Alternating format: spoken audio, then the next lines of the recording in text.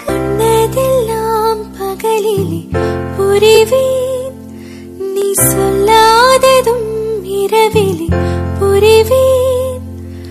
காதில் கூந்தல் நுழைப்பேன்,